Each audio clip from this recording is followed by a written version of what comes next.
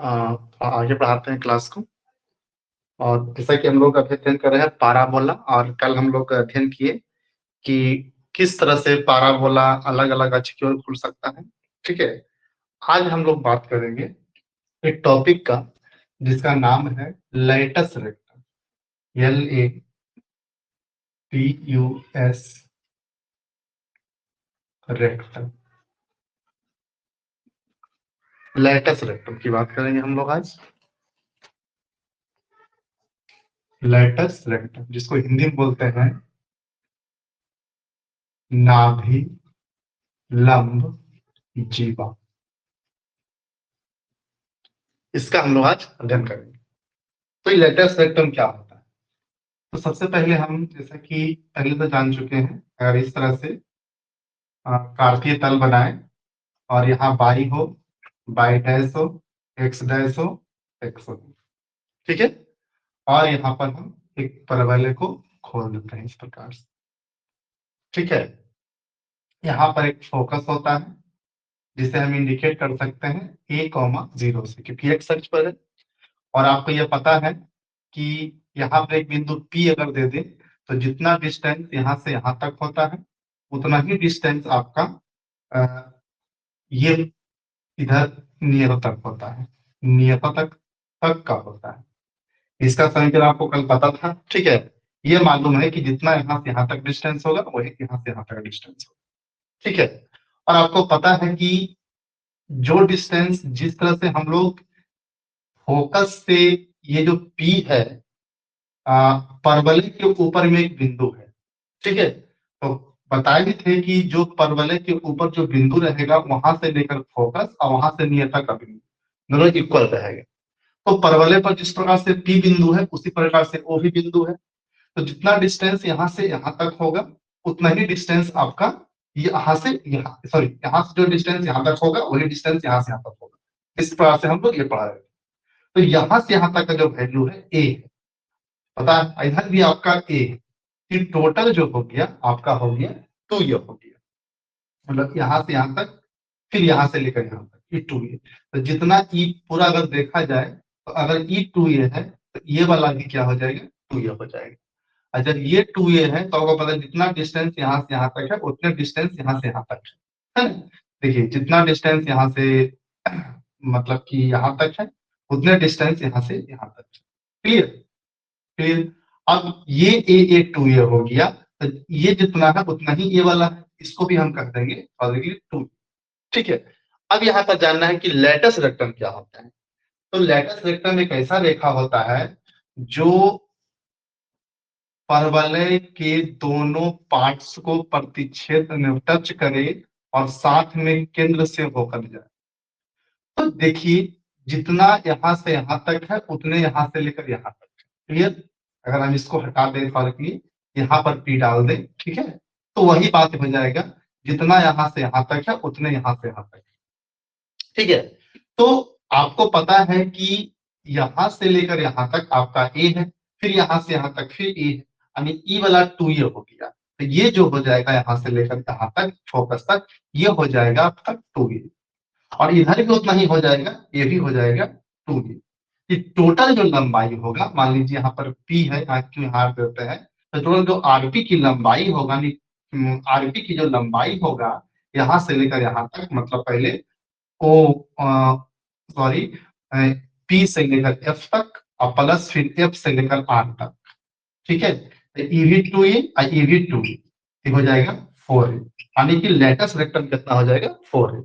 ठीक है, इसको हम बोल सकते हैं नाभि लंब जीवा की लंबाई कितना, 4A। लैटस रेक्टम TUM कितना, 4A। अगर इसी को हिंदी में बोलते हैं नाभि लंब जीवा की लंबाई कितना होता है, 4A। अब आया कि कहते किसको है, एक ऐसी रेखा जो फोकस से होकर जाए और दो इस रेखा का अंत बिंदु क्या हो, परवलय पर, अंत बिंदु क्या हो, परवलय पर, यही कुल लंबाई होता है लैटस रेक्टम। चलिए आगे देखते हैं, ये आपका हो गया। अब हम लोग थोड़ा सा कुछ क्वेश्चन को सॉल्व कर लेते हैं। जैसे कि बोर्ड पर क्वेश्चन दिख रहा है, तो पहले आप पहला नंबर क्वेश्चन पढ़ेंगे ध्यान से। यहाँ पर लिखा हुआ है कि यदि एक परवलय का समीकरण पाई स्क्वायर बराबर 8x है। क्या है? 8x है। तो नाभि के निर्देशांक, फिर उसके बाद अक्ष, फिर नियता का समीकरण और नाभि लंब जीवा की लंबाई भी पूछ रहा है। तो हम लोग 1 नंबर क्वेश्चन को देखते हैं। तो कहने का मतलब हुआ कि जो परवलय है इसमें हम लोग को क्या ध्यान रखना है, इस परवलय के अंतर्गत में इस चीज को ध्यान रखना है कि जिस प्रकार से हम लोग वृत्त में पढ़े थे इसी प्रकार से इसमें ए, यानी कि अगर फोकस का मान मालूम है तो आप हर चीज का मान मालूम कर सकते हैं। फोकस अर्थात ए का वैल्यू अगर आपको पता है तो हम हर चीज को निकाल सकते हैं। क्योंकि अगर हमारे पास ए की वैल्यू है, अगर हमारे पास ए की वैल्यू है तो हम लेटस रेक्टम में 4 से मल्टीपल कर देंगे ए का मान रख करके, तो आपका लेटस रेक्टम भी आ जाएगा। तो मेन इसमें जो प्रोसेस है ए का है, यानी ए आप मालूम कर लीजिए और सब कुछ फिर मालूम हो जाएगा। चलिए, तो अब बारी बारी से देखते हैं। आपका समीकरण दिया हुआ है पाई स्क्वायर बराबर 8x, बाई स्क्वायर बराबर 8x, ये आपका समीकरण दिया हुआ है। इस समीकरण को देख के आप बता सकते हैं। सबसे पहले समीकरण जब भी देखें एक चित्र बना लीजिए, तो ये इसके अनुसार एक चित्र क्या होगा, तो कुछ इस प्रकार से होगा। ये बाई है, ये बाई डैश है, एक्स डैश है, अदर एक्स है, और यह देखिए प्लस में है, इसका मतलब यह परवलय इस तरफ खुला है और एक अक्ष पर है। ठीक है, सबसे मेन चीज इसमें क्या करना है आप लोग को मालूम कि इसका हम लोग को मालूम करना है कि इसका ए का वैल्यू कितना होगा। तो आप याद कीजिए परवलय का समीकरण हम बताए थे, कुछ भी हो मतलब यदि तो बाई स्क्वायर बराबर 4ax होता है। ठीक है, और किसी का माइनस किसी का किस तरह से होता है, एक्स स्क्वायर बराबर 4a बाई होता है। फॉर्मूला यही होता है। तो ये जो फॉर्मूला आपका हुआ 4ax, इसमें मेन रूप से आपको ए का मान करना है। ठीक है, तो ए का मान मालूम कैसे होगा, एक्स के बगल में जो भी स्टेप है 4a है ना, यानी कि क्या करना है, एक्स के गुणांक में हम लोग को ए का मान निकालने के लिए आप इसको नोट कर लेंगे कि मेन चीज ए है। तो ए निकालने के लिए आप सीधा करेंगे एक्स या वाई का गुणांक, हम पहले लिख देते हैं, यहाँ पर भी दिख जाएगा या फिर हम इसको मिला के लिख देते हैं। ठीक है, ए का मान निकालने के लिए हम लोग क्या लिखेंगे, एक्स या वाई का गुणांक, एक्स या वाई का गुणांक। अक्सर आ गया तो एक्स बगल में रहेगा या तो वाई रहेगा, है ना, एक्स अक्ष पर है तो एक्स रहेगा, वाई अक्ष पर वाई रहेगा। तो ए के लिए आप लोग नोट में कर लेंगे ए बराबर एक्स या वाई का गुणांक और बटा में 4, ये आपका फार्मूला हो जाएगा। ठीक है, इससे आपका ए का वैल्यू आ जाएगा। तो जस्ट यहाँ पर प्रश्न हम लोग का वाई स्क्वायर बराबर 4x लिखा हुआ है, 8x लिखा हुआ है, आपको ए का मान निकालना है। हम यहाँ पर लिखेंगे ए बराबर एक्स का गुणांक, एक्स का गुणांक आपका 8 है, अब बटा में 4 देना है। ठीक है, तो 4 गुना 8 मतलब ए का मान कितना हो जाएगा, 2 हो जाएगा। ए का मान कितना हो जाएगा, 2 हो जाएगा। और आपका जो परवलय है एक्स अक्ष पर खुला हुआ है, उसके अकॉर्डिंग इसका मतलब यहाँ पर 2,0 हो जाएगा। जब भी मैथ बनाइएगा, जो भी क्वेश्चन बनाइए सॉल्व कीजिएगा, उसका चित्र अवश्य बना लीजिएगा, ये आपका आगे। अब आते हैं हम लोग क्या क्या पूछा है उस पर आते हैं। ठीक है, क्या क्या पूछा है उस पर आते हैं हम लोग हैं। तो यहाँ पर देखिए सबसे पहले पूछा है नाभि के निर्देशांक, यानी कि ये पूछा है, यानी फोकस पूछा है। तो पहला तो आ गया हमारा फोकस, क्या लिख सकते हैं हिंदी में कि नाभि का निर्देशांक बराबर 2,0। हिंदी में हम यहाँ फोकस लिख दिए हैं, आप लोग लिख सकते हैं कि प्रश्न है नाभि के निर्देशांक, तो नाभि निर्देशांक हो गया 2,0। सेकंड इसमें है अक्ष, तो अक्ष क्या होगा, तो एक्स अक्ष होगा, क्योंकि यह एक्स अक्ष पर परवलय खुला हुआ है। ठीक है, वो तो यही से पता चला गया था एक्स देकर। फिर कहता है नियता का समीकरण। ठीक है, सब कुछ ए से मालूम होगा। नियता को बताए थे, जब इधर 2 है तो इसका ऑपोजिट नियता होता है, एक लकीर खींचेंगे। अब यहाँ पर ए का मान 2 है, इसलिए यहाँ पर एक्स का मान हो जाएगा -। ठीक है, तो आपसे बोला है नियता का समीकरण बोला है, इसलिए हम यहाँ लिख देंगे नियता का समीकरण x बराबर -2। जैसे जैसे यहाँ प्रश्न पूछा उसको बता रहे हैं, हो गया नाभि लंब जीवा की लंबाई, लेटस रेक्टम है ना, क्या कहते हैं, नाभि लंब जीवा की लंबाई। नाभि यहाँ पर जो हम पढ़ेंगे पहले है ना, नाभि लंब जीवा की लंबाई, ठीक है, बराबर 4 गुने ए होता है, और ए का वैल्यू आपका आ गया है यहाँ पर 2, इसलिए 4 गुना हो जाएगा कितना 8। ठीक है, जैसे जैसे प्रश्न बोला वैसे से निकाल दिए हम लोग। नाभि का निर्देशांक किस अक्ष पर है, तो एक्स अक्ष पर है। नियतक का समीकरण, नाभि लंबजीवा की लंबाई, यही आपका प्रश्न था पहला। ठीक है, अब थोड़ा सा हम लोग आगे बढ़ते हैं, दूसरा क्वेश्चन की ओर आगे बढ़ते हैं। पहला क्वेश्चन होगी, अभी आप देख रहे 2 नंबर क्वेश्चन। 2 नंबर क्वेश्चन क्या कहता है वो समझिए, ये तो 1 नंबर सॉल्व हो गया, ठीक है। अब आते हैं 2 नंबर पर आते हैं। 2 में कहता है नाभि 2,0 और नियता x बराबर -2 वाले परवलय का समीकरण निकालिए। मतलब अब तक जो था समीकरण दिया था उसका सब नाभिक सब पूछा।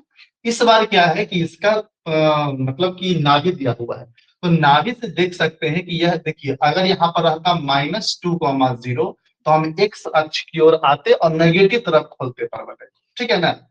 और इसलिए चित्र सबसे पहले बनाना आप लोग को है। ये आपका बाई हो गया, बाई डैश हो गया, एक्स डैश हो गया, एक्स हो गया। देखिए अगर यहाँ पर 0,2 होता तो हमारा परवलय इस तरफ होता है इससे। अगर यहाँ पर 0,-2 होता तो परवलय हम इधर खोल देते। अगर यहाँ पर आपका -2,0 होता, -2,0 होता तो हम लोग परवलय इधर खोल देते, लेकिन हमारा है कितना 2,0, इसलिए हम परवलय को इधर की ओर खोलेंगे। वही क्वेश्चन हो गया उसी पर, ठीक है, ये हो गया। और इसका नाभि जो दिया हुआ है फोकस, वह दिया हुआ है 2,0, इसमें एक मान मालूम, ठीक है। नियता का समीकरण देखिए, इसके अपोजिट ये इसका क्वेश्चन हो गया, x इक्वल टू -2 दिया हुआ है। परवलय का समीकरण पूछ रहा है, तो परवलय का समीकरण पूछ रहा है तो इसमें a का वैल्यू पता लग गया कि a का वैल्यू कितना है, इसमें 2 है। अब यह एक सच पर समीकरण पर वलय का समीकरण इसके अकॉर्डिंग होगा बाई स्क्वायर बराबर 4ax। अगर इधर खुला होता तो लिखते एक्स स्क्वायर बराबर 4a बाई, चेंज होता उसके अकॉर्डिंग। तो हमारा था यहाँ पर एक्स अक्ष खुला हुआ है, तो बाई स्क्वायर बराबर 4ax हो गया। अब हम लोग देखेंगे a का मान 2 है, इसलिए बाई स्क्वायर बराबर 4a का मान 2 इंटू एक्स, तो बाई स्क्वायर बराबर 8 है। ये आपका परवलय का समीकरण हो गया। यानी जब नाभि दिया हुआ रहेगा तो आप समीकरण निकाल सकते हैं, और जब समीकरण दिया रहेगा तो उसका सब कुछ नियता वेतन निकाल सकते हैं। ये दोनों सेम ही क्वेश्चन था, ठीक है। चलिए अब तीसरा क्वेश्चन की ओर आगे बढ़ते हैं। तीसरा प्रश्न, तीसरा प्रश्न पढ़िए क्या लिखा हुआ है, ध्यान से पढ़िएगा। यहाँ पर कहता है उस परवलय का समीकरण ज्ञात कीजिए जो बाई अक्ष के परितः सममित हो और बिंदु 2,-3 से गुजरता है। इस प्रश्न को ध्यान से समझिएगा। तो आपको बता दिए परवलय का समीकरण में कुछ भी निकालना हो तो ए का मान मालूम होना चाहिए, ठीक है। ए मालूम कब होगा, जब नाभि आपको मालूम होगा। जब तक इसका फोकस मालूम नहीं होगा, नाभि मालूम नहीं होगा, आप कुछ नहीं निकाल सकते हैं, ठीक है। तो यहाँ पर थोड़ा ध्यान से देखिएगा। तो यहाँ पर सबसे पहले ध्यान रखिएगा, जब भी आप बनाएंगे आप फिगर अवश्य बना लें, ठीक है। तो इस तरह से हम बना लेते हैं पहले फिगर को। यह by, by dash, x dash, x. और यहाँ पर मेन क्वेश्चन है कि बाई अक्ष के परितः, मतलब बाई अक्ष की ओर ये परवलय खुला हुआ है। अब यहाँ पर हो सकता है लिखा रहेगा एक्स अक्ष की ओर परवलय खुला हुआ, यहाँ पर बाई अक्ष के परितः बोला, हमारा रहेगा एक्स अक्ष के परितः रहेगा, तो हम एक्स वाला बनाएंगे। लेकिन सबसे बड़ा समस्या यहाँ पर यह है कि सिर्फ बाई अक्ष बोला है, बाई अक्ष ऊपर भी होता है और बाई अक्ष नीचे भी होता है। तो हम परवलय को इस प्रश्न के अनुसार इधर खोले कि परवलय को इधर खोले, ठीक है। इसमें कहीं कोई जिक्र नहीं है, कहीं पर नाभि भी नहीं, तो ये तो बिंदु गया है ना समीकरण से। नाभि भी नहीं दिया हो कि पकड़ ले हम लोग इधर खुला हुआ है। नाभि का अगर देखिए आप पॉजिटिव है खुल गया, नेगेटिव है तो इधर खुल जाता, तो ये भी हम लोग को मालूम नहीं है। इसलिए यहाँ पर कुछ मालूम नहीं है किधर खुलेगा, है ना? लेकिन हाँ बाई अक्ष लिख दिया है, लेकिन इस प्रश्न में बाई अक्ष लिख दिया है। समझते हैं कि अब यह ऊपर बाई अक्ष की ओर खुलेगा कि नीचे खुलेगा, तो ठीक है हम दोनों खोल दिए हैं। अब यहाँ पर आते हैं, जो परवलय का जो समीकरण है, जो परवलय जो गुजरा है वह 2,-3 से गुजरा है। अब बताइए कि सबसे पहले इस बात को ध्यान रखना है, सबसे पहले इस बात को ध्यान रखना है कि 2,-3 किस चतुर्थांश में आएगा। तो ये पहले प्लस है फिर माइनस है, मतलब चौथा में आएगा। चौथा मतलब इसमें, चौथा मतलब इस वाला में आएगा, पहला दूसरा तीसरा चौथा।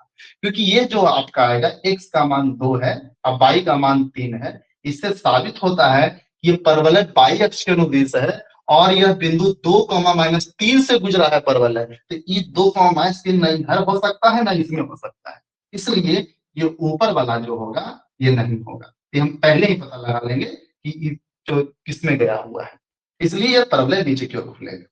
ये मालूम हो गया हम लोग को। अब यहाँ पर सबसे बड़ा समस्या है कि हमें फोकस नहीं मालूम। जब तक हमें फोकस मालूम नहीं होगा हम कुछ भी नहीं निकाल सकते। ठीक है, तो आगे देखते हैं। तो सबसे पहले हम लोग अभी समझ में आ गया कि नीचे की ओर खुला हुआ है। अब इसके अकॉर्डिंग यहाँ पूछा क्या है, पूछा है परवलय का समीकरण पूछा है। ठीक है, परवलय का समीकरण कब आएगा, जब ए का वैल्यू होगा। ठीक है, तो आगे बढ़ते हैं। अब हम लोग यहाँ पर क्या करते हैं कि जब यह इसका हम लोग पता है कि यह y अक्ष के अनुदिश है, इसलिए हम लिखेंगे x स्क्वायर बराबर -4ay। ये आपको पता होना चाहिए, ठीक है। कंफर्म हो गया, ऊपर नीचे खुला हुआ है। अगर ऊपर खुला हुआ होता तो हम लोग यहाँ पर +4ay लिखते, लेकिन फिक्स हमें हो गया कि नहीं, ये चौथा क्वाड्रेंट में गुजरा है इसलिए -4ay। अब ये x का वैल्यू है, ये y का वैल्यू पहले ही जानते हैं। ये जो परवलय के ऊपर रहता है x और y का वैल्यू होता है। तो ये x का वैल्यू हो गया, y का वैल्यू हो गया। अब x का वैल्यू 2 हो गया, इसलिए 2 का स्क्वायर लिखेंगे। -4, a का मान नहीं मालूम है। अब y का वैल्यू -3।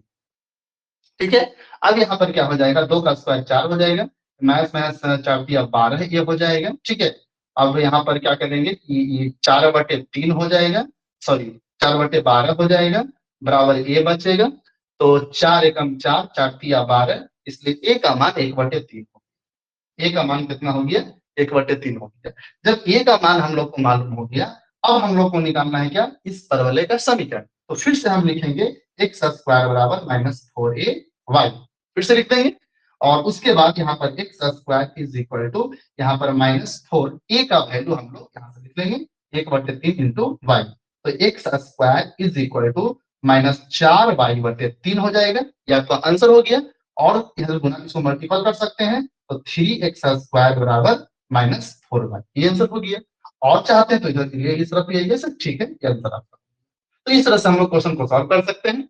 इसके बाद इतना थ्योरी देखने के बाद आप लोग का ये शायद तीसरा वीडियो है परवलय का। अब आप लोग इसका एक्सरसाइज को सॉल्व कीजिएगा।